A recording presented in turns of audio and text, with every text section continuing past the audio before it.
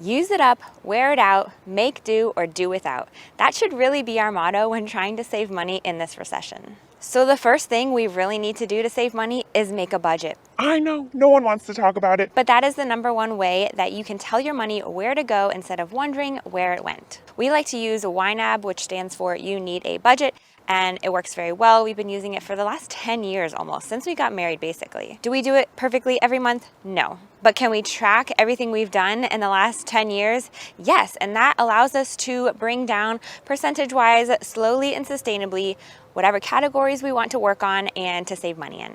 It allows us to see what's actually a realistic budget when we look back at the last 3 months and try to average them, so that we're not trying to eat for our family of 4 for $300 a month for groceries and eating out combined.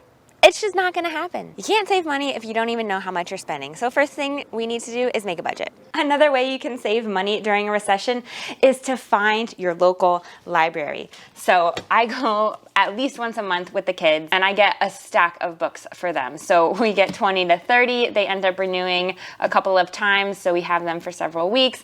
But I can't tell you how much money we have saved by getting books at the library. The kids have a wide range of things that they can check out and they can be challenged, and then it grows with them. So I don't have to feel bad by spending money on things and then we have to get rid of them when I declutter and it's a whole headache, and then I'm like, oh, but I spent so much money on these books, and like, I don't have to feel bad because I just return them and it's free, totally free.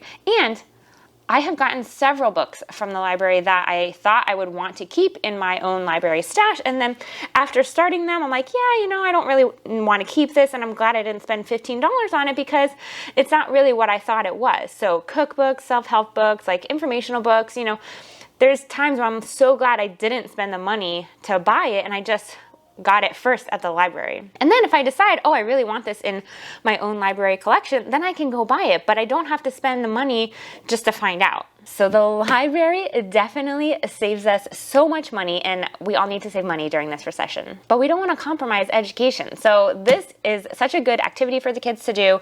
We're trying to encourage reading. We actually took away TV for the last week, and their behaviors have greatly improved. So we are talking about, you know, limiting that screen time even more. But the library, if you don't know where your local library is, you need to find out. Okay, and don't forget, the library has DVDs. So even if you don't have a DVD player, and let's say you want to cut your costs by cutting your streaming services, so Netflix, Hulu, Amazon, whatever people pay for these days, Disney Plus. So let's say you want to cut those for a year and you want to save money during this time because you don't know what's going to happen. You go to your local library, you get the books, which I just talked about, and you get random DVDs, and you could buy a DVD player at like a thrift store and it would be cheaper in that year's time than just like having your streaming services. And this way it actually makes you more intentional with what your kids are watching, when they're watching, and I have found it to be super helpful. Don't forget the DVDs at your local library.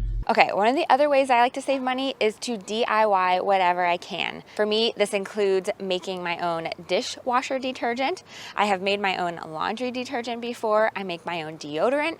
I DIY my own makeup. All these little things help you to save money. And a lot of these things will cross over to multiple items that you're making. So for instance, I make my own cleaning spray, half vinegar, half water. Maybe I add some essential oils if I want to, but I also use vinegar for my fabric softener. So this is one less thing I'm buying at the store, and let's be real, fabric softeners are super expensive and they're pretty toxic, so we don't really need them. A lot of the same ingredients are used in laundry detergent as in dishwasher detergent. My deodorant uses arrowroot powder, which I already have for cooking, uses baking soda, and coconut oil.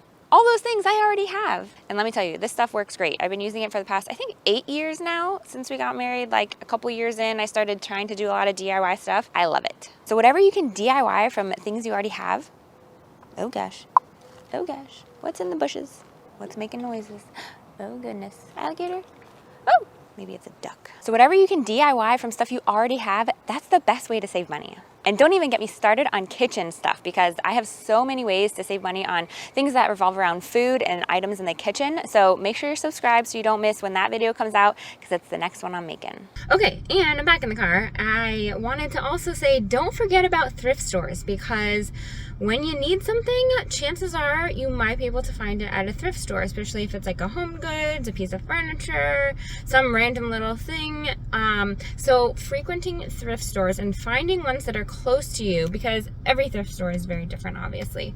I just found a new one. I almost got a quart Pyrex measuring glass container, jar, cup thing, but then I was like, you know, we don't really need it, and we're watching our budget because, you know, recession, and we're trying to save money. So I ended up putting it back. I think it was like $4, and I don't think it was one of the sale colors. So anyways, I put it back. But don't forget about thrift stores and checking out ones in your area. Some are good for clothes, some are good for home goods, you know, so frequenting them, seeing what they have, and keeping an eye out at those places before you go spend money to get it retail can sometimes be a great way to save money. Another way that I save money, and you can too, is by meal planning. Now, all of us like to eat. I mean, let's get real. But food is expensive these days with inflation and all of that. Meal planning is a must, and we actually have a meal planner that you can download. I will put it in the description box below. But this is how we take inventory of what we have and then plan what we're going to eat. So even if I eat it on a different day, I know I have all the ingredients and I don't have to run to the store or get takeout or just be like, oh, let's order pizza. Like, no, we have the food. We've already bought it. We're saving money. So we're just going to meal plan and at least get a general idea of what we're having for the week. When I don't meal plan, I regret it. Another thing is we try to have a lot of things in the freezer, like ready to go. So pre-cooked chicken or brats or Italian sausages or meatballs that you can get frozen already. Like all those things that we can just reheat in the air fryer or the oven. They're quick, easy proteins that even if we didn't think ahead to defrost it, we can throw them in, just warm them up, and we're less likely to eat out that way. And also, when I go to the grocery store, I have a plan. So I have a grocery list that I just print off every month or every other week when we go, and I just highlight the items that I am going to get. And this actually reminds me of things that I typically buy to make sure I don't run out of the necessary items that we need in our pantry. Another thing is you can start a garden, at least a supplemental garden. So I am going to try to plant my fall crops soon.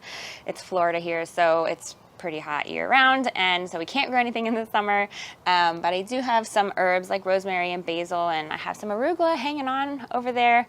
Everything else I pretty much cleared out, and I'm gonna try to plant some stuff soon. So start a garden to save some money. Subscribe here so you don't miss when I post a video about how to save money in the kitchen, and watch this video to see 15 things I don't buy.